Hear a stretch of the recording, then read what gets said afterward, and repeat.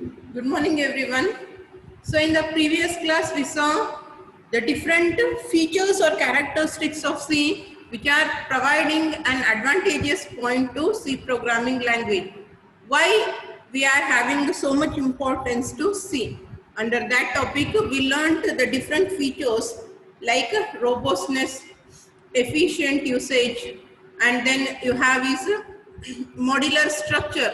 ಪ್ರೋಗ್ರಾಮಿಗೆ ಒಂದು modular structure ಅನ್ನು ಕೊಟ್ಟಾರೆ. Modular structure in the sense the program will be divided into smaller parts so that whenever you want to make any additions or whenever you want to make any modifications to the existing program, it will be easier.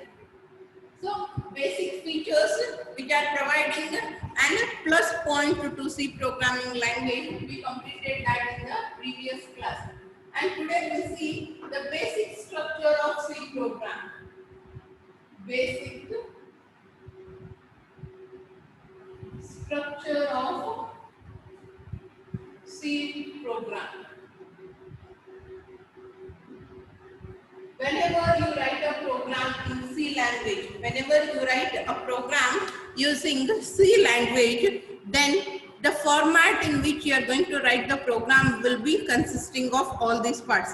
ಎಲ್ಲ ಇರಬೇಕು ಅಂತ ಏನಿಲ್ಲ, ಅದರೊಳಗೆ ಬರುವಂತ ಎಲ್ಲಾ parts ಅನ್ನು include ಮಾಡ್ಕೊಂಡು ನಡಿತೈತಿ. ಕೆಲವೊಂದಿಷ್ಟನ್ನ ಒಮಿಟ್ ಮಾಡಿದ್ರು ನಡಿತೈತಿ, ಕೆಲವೊಂದಿಷ್ಟನ್ನ ಬಿಟ್ಟು ನಡಿತೈತಿ. But there are some of the parts which are compulsory. So ಯಾವ ಪಾರ್ಟ್ಸ್ ಕಂಪಲ್ಸರಿ, ಯಾವ್ದಾದ್ಮೇಲೆ ಯಾವ ಸ್ಟೇಟ್ಮೆಂಟ್ ಬರ್ತೈತಿ ಅನ್ನೋದನ್ನ ಏನ್ ಮಾಡ್ಯಾರ ಅವ್ರ. As you said in the beginning itself, C is a structured programming language. That means it is having its own specific structure. ಒಂದು format ಅನ್ನ ಕೊಟ್ಟಾರ, ಇದೇ ರೀತಿ ಬರಿಬೇಕು, ಈ ರೀತಿನೇ ಇರಬೇಕು, ಪ್ರೊಸೀಜರ್ ಯಾವ ರೀತಿ ಬರಿಬೇಕು ಪ್ರೋಗ್ರಾಮ್ ಅನ್ನೋದಕ್ಕೆ ಒಂದು ಪ್ರೊಸೀಜರ್ ಕೊಟ್ಟಾರ. C language is even called as procedure oriented. ಇಲ್ಲೇ ಡೇಟಾಕ್ಕಿಂತ ಜಾಸ್ತಿ stress, importance has been given to the way we write the program. In C language, the importance is given to the way in which we write the program more than that of the data. Data kinta ಜಾಸ್ತಿ, data security ಇರ್ಬೋದು ಅಥವಾ data ಕೊಡೋಕ್ಕಿಂತ ಜಾಸ್ತಿ importance ಏನದಲ್ಲ, ಆ program ಅನ್ನ C language ಅನ್ನ use ಮಾಡಿ ಬರೆಯುವಂತ program ಪ್ರೊಸೀಜರಿಗೆ ಜಾಸ್ತಿ ಇಂಪಾರ್ಟೆನ್ಸ್ ಕೊಟ್ಟಾರ. ಅದ್ರ ಸಲುವಾಗಿ ಇದನ್ನ ನಾವೇನಂತ ಕರಿತೇವೆ, ಪ್ರೊಸೀಜರ್ ಓರಿಯೆಂಟೆಡ್ ಲ್ಯಾಂಗ್ವೇಜ್ ಅಂತಾನು ಕರಿತೇವೆ. ಇದಾದ್ಮೇಲೆ ನಿಮಗ ಆಬ್ಜೆಕ್ಟ್ ಓರಿಯೆಂಟೆಡ್ ಬಂದೈತಿ, wear everything is treated in terms of object. Data na naveen madivi wrap made, it is constructed in the form of an object and that is given more importance. Structure kinta procedure kinta ಜಾಸ್ತಿ importance data ga provide madara, adanna ನಾವು object oriented programming language anta ಕರಿತೀವಿ. Next we are going to study about that. So now we are studying the procedure oriented language and the basic structure. ಯಾವ ರೀತಿ ಇರಬೇಕು ನಿಮ್ಮ program ಅನ್ನೋದಕ್ಕೆ ಒಂದು structure ಅನ್ನ ಕೊಟ್ಟಾರ. ಏನೇನ್ ಅದಾವು ಅದ್ರೊಳಗ, ಫಸ್ಟ್ ಏನ್ ಬರೀತೀರಿ, ಒಂದು ಪ್ರೋಗ್ರಾಮ್ ಅನ್ನ ಬರೀಲಿಕ್ಕೆ ಶುರು ಮಾಡಿದ್ರೆ ಫಸ್ಟ್ ಸ್ಟೇಟ್ಮೆಂಟ್ ಏನ್ ಬರ್ತೈತಿ, ಅದಾದ್ಮೇಲೆ ಏನ್ ಬರ್ತೈತಿ, ಆ ಪಾರ್ಟ್ ಒಳಗೆ ನಾವು ಏನೇನ್ ಇನ್ಕ್ಲೂಡ್ ಮಾಡ್ಕೊಳ್ಳಿಕ್ಕೆ ಕೊಟ್ಟಾರ options. what all can be added in that particular part. The program has divided into different parts. ಬೇರೆ ಬೇರೆ ಫೇಸಸ್ ಸ್ಟೇಜಸ್ ನಾಗ ಡಿವೈಡ್ ಮಾಡ್ಯಾರ ಒಂದು ಪ್ರೋಗ್ರಾಮ್ ಅನ್ನ. ಸೊ ಪ್ರತಿಯೊಂದು ಫೇಸ್ ನಾಗ ಏನೇನ್ ಇನ್ಕ್ಲೂಡ್ ಮಾಡ್ಕೊಳ್ಳಿಕ್ಕೆ ಪರ್ಮಿಷನ್ ಅದ, ನೀವೆಲ್ಲೆಲ್ಲಿ ಏನೇನನ್ನ ಆಡ್ ಮಾಡ್ಕೋಬಹುದು. ಯಾಕಂದ್ರೆ ಎಲ್ಲಾ ಪ್ರೋಗ್ರಾಮ್ಸ್ ಒಂದೇ ರೀತಿ ಇರಂಗಿಲ್ಲ. Every program has its own demand and depending upon that you are going to include some of the parts and you are not going to include some of the parts. ಕೆಲವೊಂದಿಷ್ಟು program ನಾಗ ಕೆಲವೊಂದಿಷ್ಟು ಬರ್ತಾವು, ಕೆಲವೊಂದಿಷ್ಟು ಬರಂಗಿಲ್ಲ. ಆದ್ರೆ ಒಂದು part compulsory ಎಲ್ಲದ್ರೊಳಗೂ ಇರ್ತೈತಿ, that is main and opening ಮತ್ತು ಎಂಡಿಂಗ್, ಎಲ್ಲಿ ಸ್ಟಾರ್ಟ್ ಆಗ್ತೈತಿ ಎಲ್ಲಿ ಎಂಡ್ ಆಗ್ತೈತಿ, which is indicated using the curly braces. So first we'll see the basic structure of C program and after that we'll see a sample program. ಮೊದಲಿಗೆ ಒಂದು structure ಅನ್ನ ನೋಡೋಣಂತ. Over all C program ಯಾವ ರೀತಿ ಇರ್ತೈತಿ, ಅದ್ರೊಳಗೆ ಏನೇನ್ ಅದಾವು ಅನ್ನೋದನ್ನ ಸ್ಟಡಿ ಮಾಡೋಣ. ಅದಾದ್ಮೇಲೆ ಅದ್ರೊಳಗಿಂದ ಒಂದಿಷ್ಟನ್ನ ಪಾರ್ಟ್ ಅನ್ನ ಇನ್ಕ್ಲೂಡ್ ಮಾಡ್ಕೊಂಡು ಒಂದ್ ಸಣ್ಣ ಪ್ರೋಗ್ರಾಮ್ ಅನ್ನ ಬರೆಯೋಣಂತ.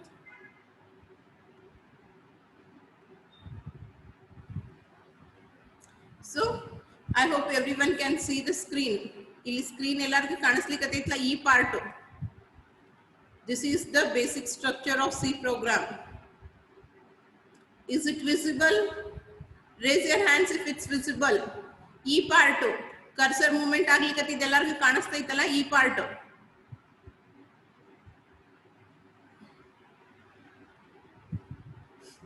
Okay.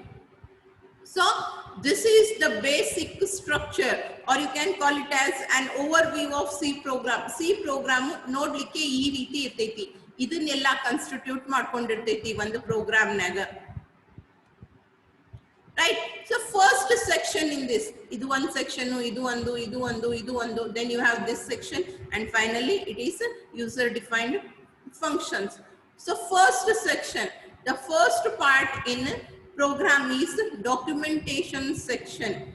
Documentation, as you all know, document ಅಂತಂದ್ರೆ ಏನು, ಅದರೊಳಗೆ ಏನೋ ಒಂದು ಇನ್ಫಾರ್ಮೇಶನ್ ಇರ್ತೈತಿ, ಅದನ್ನ ನಾವೇನಂತ ಕರಿತೀವಿ, ಡಾಕ್ಯುಮೆಂಟೇಶನ್ ಸೆಕ್ಷನ್ ಅಂತ ಕರಿತೀವಿ.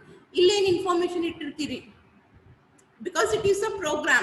So ಇಲ್ಲಿ ಏನು ಇಡ್ತೇವೆ, it is the comment. ಇಲ್ಲಿ ನಾವು ಏನು ಮಾಡ್ತೇವೆ, documentation section ದಾಗ ನೀವು ಏನನ್ನೇ ಬರೋದ್ರು, it will be written in the form of comment. Documentation section contains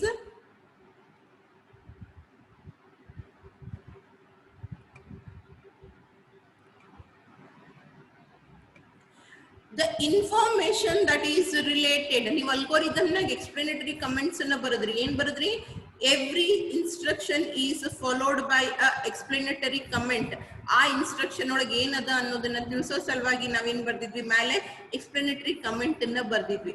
ಅದೇ ರೀತಿಯಾಗಿ ಇಲ್ಲಿ ಪ್ರೋಗ್ರಾಮ್ ಒಳಗ ಈ ಪ್ರೋಗ್ರಾಮ್ ಅನ್ನ ಯಾವ್ದ್ರ ಸಲುವಾಗಿ ಬರ್ದೇವಿ, ಯಾರು ಬರ್ದಾರ, ಯಾವತ್ತು ಬರ್ದಾರ, ಈ ಎಲ್ಲಾ ಡೀಟೇಲ್ಸ್ ಇಫ್ ಎಟ್ ಆಲ್ ನನ್ನ ಬಿಟ್ಟು, ನಾ ಪ್ರೋಗ್ರಾಮ್ ಬರ್ದೀನಿ, ನನ್ ಬಿಟ್ಟು ಬೇರೆ ಯಾರಾದ್ರೂ ಈ ಪ್ರೋಗ್ರಾಮ್ ಅನ್ನ ನೋಡಿದ್ರು ಅಂದ್ರೆ ಅವರಿಗೆ ಅದ್ರ ಬಗ್ಗೆ ಕ್ಲಾರಿಟಿ ಇರ್ತೈತಿ. Okay, this is the program written for addition of 2 numbers. Yes, it is written by ಯಾರ್ದು ಹೆಸರು ಬರ್ದಿರ್ತೇವೆ ಅದು. Right? In this way the information related to this program, the writer of the author ಅಂತ ಕರಿತೇವೆ ನಾವು, who has written this particular program, ಅದು ಯಾವತ್ತಿನ ದಿನ ಬರ್ದಾರ ಅಥವಾ ಈ ಪ್ರೋಗ್ರಾಮ್ ಯಾವ ಟಾಸ್ಕ್ ಅನ್ನ ಪರ್ಫಾರ್ಮ್ ಮಾಡ್ತೈತಿ, ಈ ರೀತಿಯಾದಂತ ಇನ್ಫಾರ್ಮೇಶನ್ ಅನ್ನ ನಾವೇನ್ ಮಾಡ್ತೀವಿ, ಡಾಕ್ಯುಮೆಂಟೇಶನ್ ಸೆಕ್ಷನ್ ದಾಗ ಬರ್ದಿರ್ತೀವಿ. ಅಂಡ್ ಡಾಕ್ಯುಮೆಂಟೇಶನ್ ಸೆಕ್ಷನ್ ದೊಳಗ ನಾವೇನ್ ಬರೀತೇವಲ್ಲ, that is called as comments, and it will always be included in this form. Slash board ಮೇಲೆ ಕಾಣಿಸ್ತಿತ್ತು ಅಥವಾ ಕಾಣಂಗಿಲ್ಲ, ನಾ ಬೋರ್ಡ್ ಮೇಲೆ ಬರೀಲಿಕ್ಕತ್ತಿದ್ದು ವಿಸಿಬಲ್ ಐತಾ ಇಲ್ವೋ?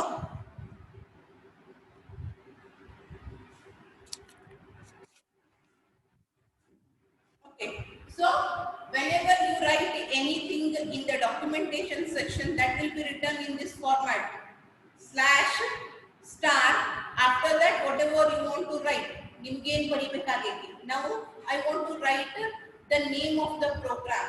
Program ಎದ್ರ ಸಲುವಾಗಿ ಬರ್ತೀನಿ, program for addition of 2 numbers. I'll write program for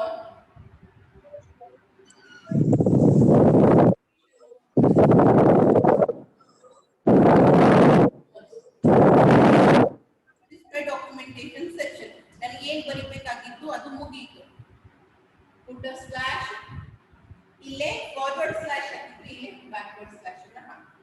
right? This is how you are going to include the documentation section. Board ಮೇಲೆ ಬರ್ದಿದ್ದು ಕಾಣಿಸ್ಲಿಕ್ಕತ್ತಿಲ್ಲ?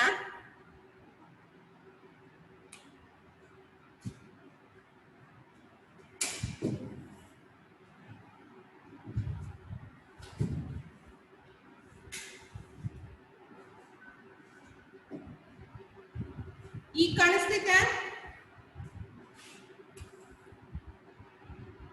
Is it visible now?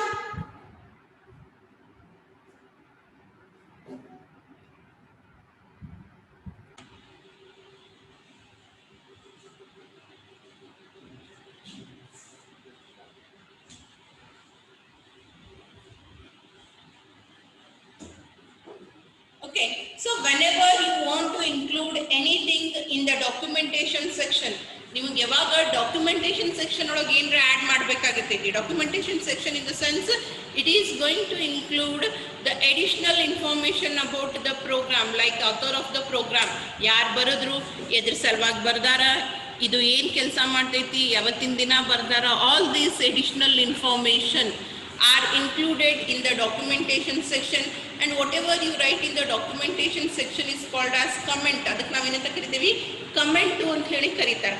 and it will be written within this slash star and end it with star and slash. ನಿಮಗೆ ಏನು ಬರಿಬೇಕಾಗಿತ್ತು, ಪ್ರತಿ ಎಲ್ಲಾನು ಏನು ಮಾಡ್ಬೋದು ಈ line ಒಳಗಡೆಗೆ ಬರಿಬೇಕು. ಒಂದೇ ಲೈನ್ ಆದ್ರೆ ಒಂದು ಅಥವಾ ಎರಡು ಆದ್ರೆ ಎರಡು, multi line comment start star. ಯಾವಾಗ ನಿಮ್ಮದು ಎಲ್ಲ ಆಡ್ ಮಾಡೋದು ಆಗ್ತೈತಿ ಲಾಸ್ಟಿಗೆ ಸ್ಟಾರ್ ಮತ್ತು ಸ್ಲ್ಯಾಶ್ ಅನ್ನ ಹಾಕಬೇಕು. This is how you are going to include the comment which is included in documentation section. ಎಲ್ಲಿ ಬರ್ತೈತಿ ಇದು? documentation section ಒಳಗಡೆಗೆ ಬರ್ತೈತಿ.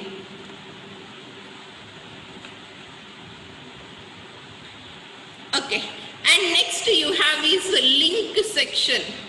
Link section, it includes all the header files.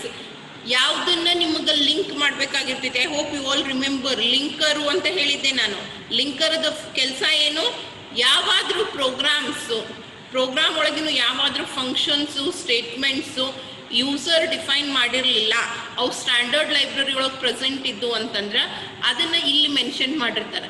Depending upon the header files that have been mentioned here, ಇಲ್ಲಿ ಏನು include ಮಾಡ್ಕೊಂಡಿರ್ತಾರಲ್ಲ header files, ಆ ಎಲ್ಲ header files ಎಲ್ಲಿರ್ತಾವು? C library ಒಳಗೆ ಇರ್ತಾವೆ. ಆ ಸಿ ಲೈಬ್ರರಿ ಮತ್ತು ಪ್ರೋಗ್ರಾಮಿಗೆ ಲಿಂಕ್ ಎಸ್ಟಾಬ್ಲಿಷ್ ಮಾಡೋ ಕೆಲಸ ಯಾವ್ದು ಮಾಡ್ತಾರೆ? ಲಿಂಕರ್ ಮಾಡ್ತಾರೆ. ಸೊ ಯಾವ್ಯಾವ ಫೈಲ್ಸನ್ನು ಲಿಂಕ್ ಮಾಡಬೇಕಾಗಿರ್ತೈತಿ ಆ ಎಲ್ಲ ಫೈಲ್ಸ್ದ ಡಿಸ್ಕ್ರಿಪ್ಷನ್ನು ಇಲ್ಲಿರ್ತೈತಿ. And it will always be defined in this way, hash include. And one of the header file which is used for all is stdio.h. ಇದನ್ನು ಬಿಟ್ಟು ಬೇರೆ ಬೇರೆ ಹೆಡರ್ ಫೈಲ್ಸ್ ಬರ್ತಾವೆ which will be included in the linking section.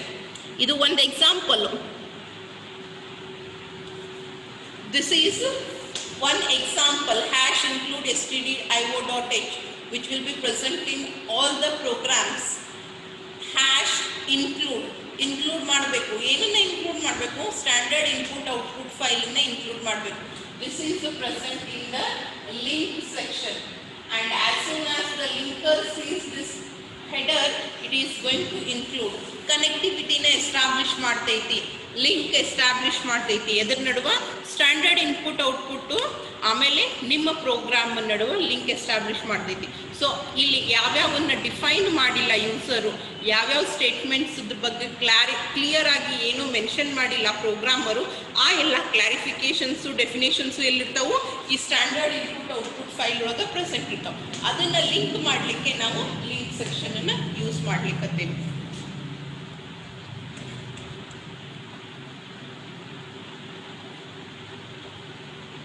And then comes definition section.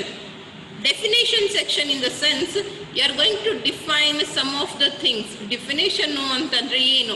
ಈ consider for example ನಿಮ್ಮ ಕ್ಲಾಸಿನ strength admission ತಗೊಂಡಾಗ ಎಷ್ಟು ಇರ್ತೈತಿ? ಅದು ಕಾನ್ಸ್ಟೆಂಟ್ ಇರ್ತೈತಿ, ಹೌದಾ? ನಾವು we have close the admission. ಇವತ್ತು ನಾಳೆಗೆ ಅಡ್ಮಿಷನ್ಸ್ ಕ್ಲೋಸ್ ಆಗ್ತಾವೆ 12ನೇ ತಾರೀಕಿಗೆ.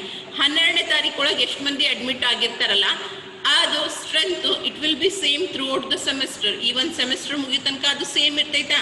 ಸೊ ಪ್ರೋಗ್ರಾಮ್ ಒಳಗೆ ರಿಪೀಟೆಡ್ ಆಗಿ ಚೇಂಜಸ್ ಮಾಡಬೇಕಾಗಿಲ್ಲ ಅಂತಂದಾಗ ನಾವೇನು ಮಾಡ್ತೀವಿ? ಅದನ್ನು ಮೇಲೆ ಡಿಫೈನ್ ಮಾಡಿಬಿಡ್ತೀವಿ. ಈ ಕನ್ಸಿಡರ್ ಫಾರ್ ಎಕ್ಸಾಂಪಲ್ ನಿಮ್ದು ಇದು ಯಾವುದು circle, okay, area and circumference of circle program ಅಲ್ಗೋರಿದಮನ್ನು ಬರೆದ್ರಿ. You have return algorithm for calculating area and circumference. I hope you all remember. ಅಲ್ಲಿ ನಾವೇನು ಮಾಡಿದ್ವಿ? Pi which is a constant value, change ಆಗಂಗಿಲ್ಲ. ನೀ ಪ್ರೋಗ್ರಾಮ್ ಬರೋದ್ರು ಪೈ ವ್ಯಾಲ್ಯೂ ಅಷ್ಟೇ ತಗೋಬೇಕು, ನಾ ಬರೋದ್ರು ಅಷ್ಟೇ ತಗೋಬೇಕು, ಬೇರೆದವ್ರು ಬರೋದ್ರು ಅಷ್ಟೇ ತಗೋಬೇಕು. Which is a constant which is not going to change.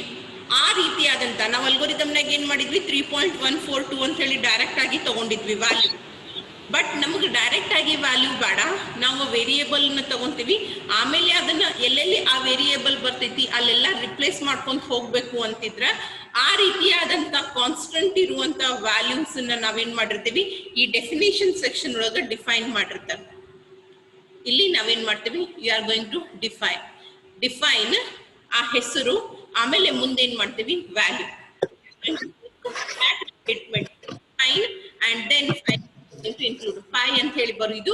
ಆಮೇಲೆ ಅದರ ಮುಂದೆ ಏನ್ ಮಾಡ್ತೀರಿ? You are going to write the value. ಅದ್ರ ಮುಂದಗಡೆಗೆ ನಾವೇನ್ ಮಾಡೋದು? ವ್ಯಾಲ್ಯೂವನ್ನ ಬರ್ಕೊಂತ ಹೋಗ್ಬೇಕು. ವಿಚ್ ಈಸ್ ಅವಕ್ ನಾವೇನಂತ ಕರಿತೀವಿ? ಸಿಂಬಾಲಿಕ್ ಕಾನ್ಸ್ಟೆಂಟ್ಸ್ ಅಂತ ಕರೀತಾರೆ.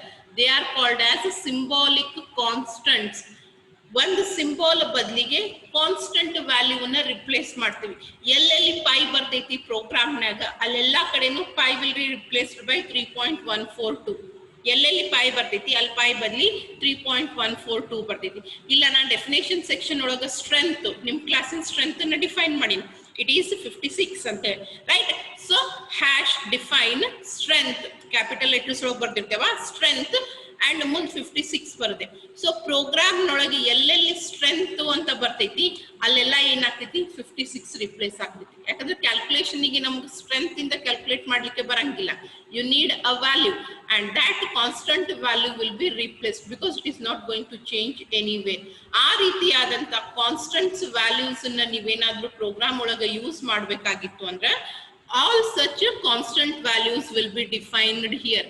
ಇದು ಸಿಂಬಾಲಿಕ್ ಕಾನ್ಸ್ಟೆಂಟ್ ಅಂತ ಹೇಳಿ ಇನ್ನೊಂದ್ಸರಿ ಸ್ಟಡಿ ಮಾಡ್ತೀರಿ. ಫಾರ್ ನೌ ಜಸ್ಟ್ ಅಂಡರ್ಸ್ಟ್ಯಾಂಡ್ ಈ ಸೆಕ್ಷನ್ ಒಳಗೆ ಏನ್ ಬರ್ತೈತಿ. It is going to include the constant values, the values which are not going to change, the values which are not going to change throughout the program are defined here. Next you have this global variable declaration section.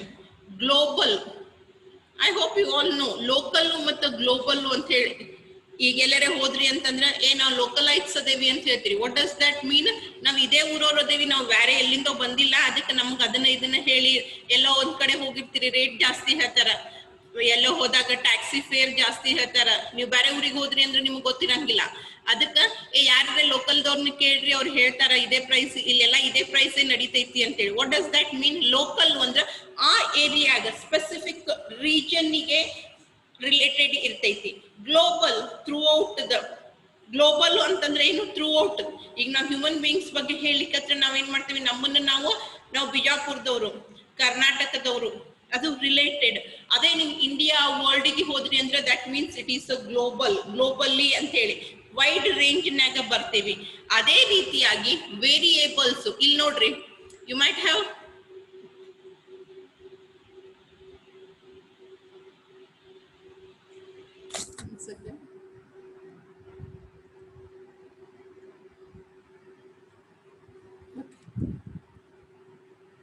ಇಲ್ಲಿ ನಿಮಗ braces ಕಾಣಿಸ್ಲಿಕ್ಕತ್ತಾವ, curly braces. This is opening and this is closing. ಈ ರೀತಿಯಾಗಿ ಒಂದೊಂದು part ಅನ್ನ, as I said, C program modular programming ಅಂತ ಕರಿತೇವೆ. That means you have divided the task into small groups. ಒಂದು ಗ್ರೂಪಿಗೆ ಅಷ್ಟೇ ಅದು ಅಪ್ಲಿಕೇಬಲ್ ಇತ್ತು ವೇರಿಯೇಬಲ್ ಅಂದ್ರೆ ಅದನ್ನ ಲೋಕಲ್ ಅಂತ ಕರಿತೇವೆ. ಇನ್ನು ಕೆಲವೊಂದಿಷ್ಟು ವೇರಿಯೇಬಲ್ಸ್ ಇದಕ್ಕೂ ಅಪ್ಲಿಕೇಬಲ್ ಇರ್ತೈತಿ, ಇನ್ನೊಂದು ಗ್ರೂಪಿಗೂ ಅಪ್ಲಿಕೇಬಲ್ ಇರ್ತೈತಿ, ಮತ್ತೊಂದು ಗ್ರೂಪಿಗೂ ಅಪ್ಲಿಕೇಬಲ್ ಇರ್ತೈತಿ. ದಟ್ ಮೀನ್ಸ್ ಎಲ್ಲಾ ಸೆಕ್ಷನ್ಸ್ ದಾಗೂ ಯೂಸ್ ಮಾಡ್ತೇವಿ ನಾವು ವೇರಿಯೇಬಲ್ ಅನ್ನ ಅಂತಂದ್ರೆ ಆ ರೀತಿಯಾದಂತ ವೇರಿಯೇಬಲ್ಸ್ ಏನಂತ ಕರಿತೀವಿ? ಗ್ಲೋಬಲ್ ಅಂತ ಕರಿತೇವೆ. And they are declared here. Variables are of two types. One is global and another one is local. Local ಅಂದ್ರೆ ಅದಕ್ಕೆ ಲಿಮಿಟ್, ಬೌಂಡ್ರಿ ಇರ್ತೈತಿ. ಒಂದು ಓಪನಿಂಗ್ ಬ್ರಾಕೆಟ್ ಇಂದ ಶುರು ಆದ್ರೆ ಆ ಫಂಕ್ಷನ್ ಮುಗಿಯುವವರೆಗೂ ಅಷ್ಟೇ ಅದ್ರ ಎಕ್ಸಿಸ್ಟೆನ್ಸ್, ಅದ್ರ ಲೈಫ್ ಅಷ್ಟೇ ಇರ್ತೈತಿ. ಹೊರಗೆ ಹೋದ್ರಿ ಅಂತಂದ್ರೆ ಲೈಫ್ ಇಲ್ಲ. ಆಫ್ಟರ್ ದಟ್ ಬಾಕ್ಸ್ ಒಂದು ಬ್ಲಾಕಿಗೆ ಅಂತ ಲಿಮಿಟೆಡ್ ಇರ್ತೈತಿ. ಆದ್ರೆ ಗ್ಲೋಬಲ್ ವೇರಿಯೇಬಲ್ಸ್ ಹಂಗಲ್ಲ, ಥ್ರೂ ಔಟ್ ದ ಪ್ರೋಗ್ರಾಮ್ ನೀವೆಲ್ಲಿ ಬೇಕಲ್ಲಿ ಯೂಸ್ ಮಾಡ್ಕೋಬಹುದು. So throughout the program ಯಾವ ವೇರಿಯೇಬಲ್ಸ್ ನೆಸೆಸಿಟಿ ಇರ್ತೈತಿ, the variables which need to be used throughout the program, such variables are declared here in the global declaration section. ಇಲ್ಲ ಅಂತಂದ್ರೆ ಒಂದೊಂದೇ function ಗೆ ಅದರ ಅವಶ್ಯಕತೆ ಅದ ಅಂದ್ರೆ ಆ ಫಂಕ್ಷನ್ ಒಳಗಷ್ಟೇ ಅದನ್ನ ಏನ್ ಮಾಡ್ತಾರೆ? ಡಿಕ್ಲೇರ್ ಮಾಡ್ತಾರೆ. Okay, and next you have is main function. Main, it is a function, and from here keep this point in mind. ಎಲ್ಲೆಲ್ಲಿ ನಿಮಗೆ ಫಂಕ್ಷನ್ ಅಂತ ಬರ್ತೈತಿ ಅಲ್ಲಿ ಮುಂದೆ ಕಂಪಲ್ಸರಿ ಈ ರೀತಿಯಾದಂತ ರೌಂಡ್ ಬ್ರಾಕೆಟ್ಸ್ ಬರ್ತಾವ, ಒಂದು ಓಪನಿಂಗ್ ಒಂದು closing. whenever I say function you have to compulsory put a round braces.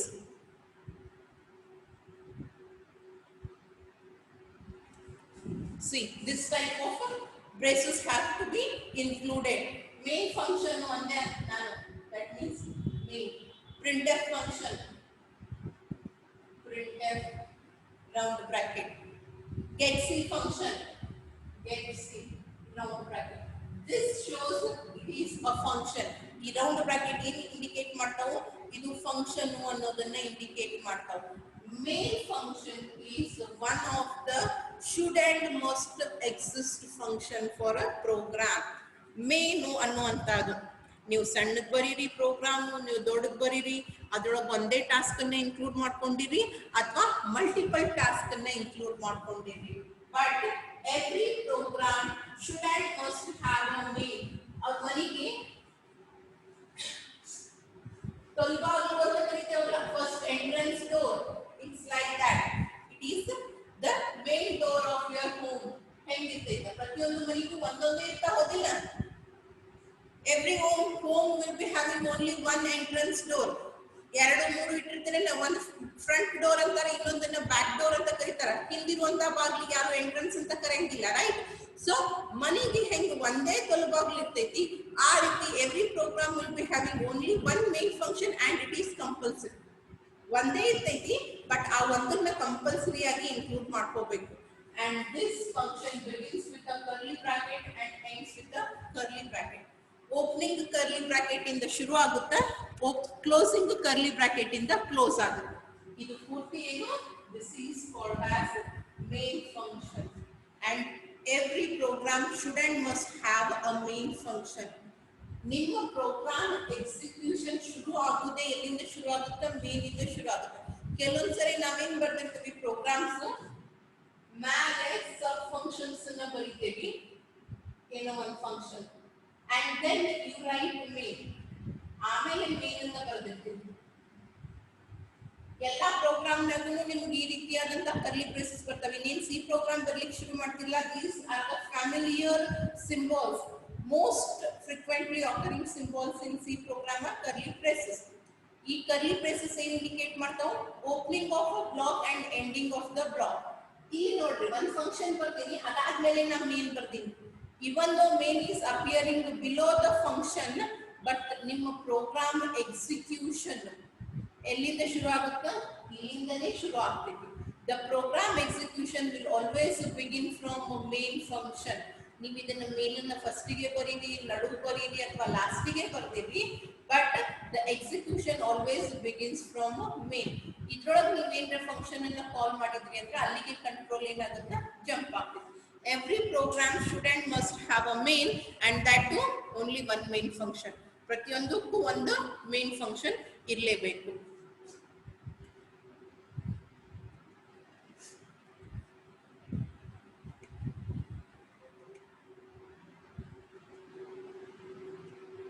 And after that, finally you have sub-program sections. Main, as I said, ಒಂದೇ ಪ್ರೋಗ್ರಾಮ್ನಾಗ ನೀವು addition, subtraction, multiplication, division 4 operation perform ಮಾಡ್ತೀರಿ ಅಂತಂದಾಗ ಎಲ್ಲಾನು ಇಲ್ಲೇ ಬರೆಯೋ ಬದಲಿಗೆ ನಾವೇನ್ ಮಾಡ್ತೀವಿ? ಎಡಿಷನ್ಗೆ ಒಂದು ಸಪ್ರೇಟ್ ಫಂಕ್ಷನ್, ಸಬ್ಸ್ಟ್ರಾಕ್ಷನ್ಗೆ ಒಂದು ಸಪ್ರೇಟ್ ಫಂಕ್ಷನ್, ಮಲ್ಟಿಪ್ಲಿಕೇಶನ್ಗೆ ಒಂದು ಸಪ್ರೇಟ್, ಡಿವಿಷನ್ಗೆ ಒಂದು ಸಪ್ರೇಟ್. ನನಗೆ ಯಾವ ಫಂಕ್ಷನ್ ಬೇಕು ಆ ಫಂಕ್ಷನ್ ಅನ್ನ ಕಾಲ್ ಮಾಡೋದು, ಕೆಲಸ ಮಾಡ್ಬೋದು. ಇದು ಹೆಂಗಂದ್ರೆ ನಮ್ಗೆ ಕೆಲಸ ಜಾಸ್ತಿ ಆಗ್ತೈತಿ ಅಂತ ಹೇಳಿ ನಮ್ ಬಿಹಾಫ್ ಮೇಲೆ ನಾವೇನ್ ಮಾಡ್ತೀವಿ? ಬೇರೆದವ್ರಿಗೆ ಕೆಲ್ಸಕ್ಕೆ ಹಚ್ಚಿದಂಗ, ಓಕೆ ನಾನು ನಿನಗೆ ಏನೇನು ಅವಶ್ಯಕತೆ ಇದೆ ಎಲ್ಲ ಕೊಡ್ತೀನಿ, ಕೆಲಸ ಮಾಡಿ ನಂಗೆ ಫೈನಲ್ ಔಟ್ಪುಟ್ ಅನ್ನ ವಾಪಸ್ ಕೊಡು ಅಂತ ಹೇಳ್ದಂಗೆ. that way you are going to include sub programs, sorry sub functions ಅನ್ನು include ಮಾಡ್ಕೊತೀವಿ. ಅವಕ್ಕೆ ನಾವೇನಂತ ಕರಿತೀವಿ? ಫಂಕ್ಷನ್ಸ್ ಅಂತ ಕರಿತೀವಿ. and every function will again start from curly brace and will end at a curly brace. ಬೇರೆ ಬೇರೆ ನಮಗೆ ಅವಶ್ಯಕತೆ ಇದ್ದಂಗ ಪ್ರೋಗ್ರಾಮ್ ಕಾಂಪ್ಲೆಕ್ಸ್ ಆಗಬಾರ್ದು, ಕ್ಲಿಯರ್ ಆಗಿ ಸಣ್ಣ ಪಾರ್ಟ್ಸ್ ಆಗಿರ್ಲಿ, ಮಾಡಿಫಿಕೇಶನ್ ಈಸಿ ಆಗ್ತೈತಿ. ಆಮೇಲೆ ಪ್ರೋಗ್ರಾಮ್ ಅನ್ನ ಅಂಡರ್ಸ್ಟ್ಯಾಂಡ್ ಮಾಡ್ಕೊಳ್ಳೋದು ಕೂಡ ಈಸಿ ಆಗ್ತೈತಿ ಅಂತ ಹೇಳಿ ಏನ್ ಮಾಡ್ತೀವಿ?